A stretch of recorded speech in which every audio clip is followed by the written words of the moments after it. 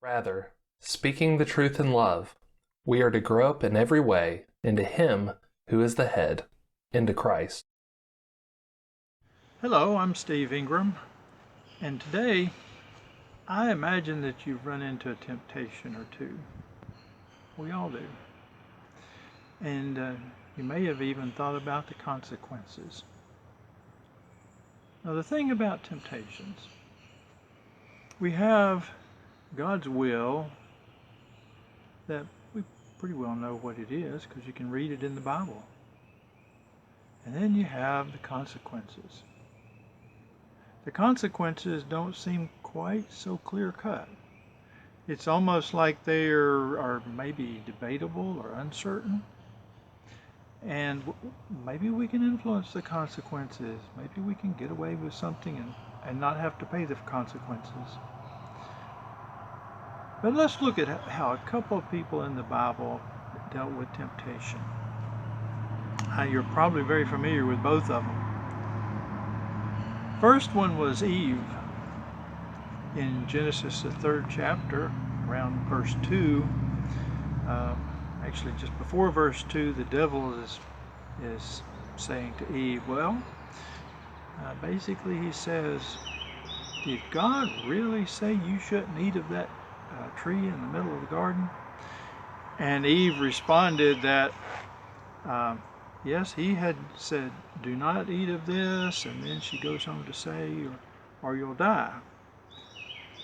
So she stated God's command, and then she stated the consequences. Doesn't seem so bad.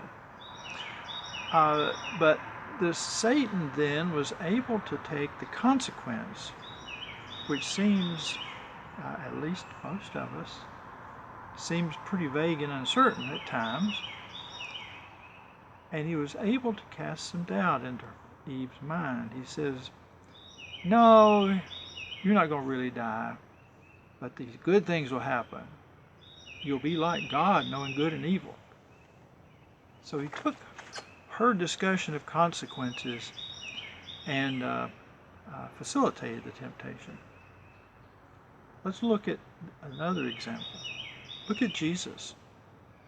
In Luke 4 and also in Matthew chapter 4, we have some temptations. And with each temptation, Jesus' reply was, it is written, or it is said. He didn't discuss consequences. He stopped with God's command. Eve didn't stop with God's command. So we are stuck. When we're tempted, we are in the middle between God's command and consequences. So what do we do with that? Jesus didn't talk about consequences.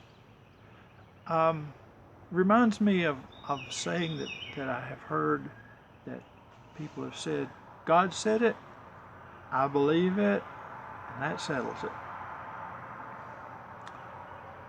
Jesus didn't do that.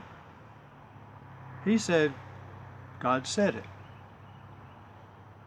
And that settled it. It took his own judgment out of it, whereas Eve left her own judgment in. So if we can follow Christ's example, when we have a temptation, what did God say? And lean on that. Don't try to figure out the consequences. Believe God. That's what Jesus did. And it worked out really well for him. And Eve, focusing on the consequences, getting into somewhat of a discussion, debate with the devil, didn't work out so well for her. So let's take our example in Jesus. So until next time, the Lord bless you and keep you.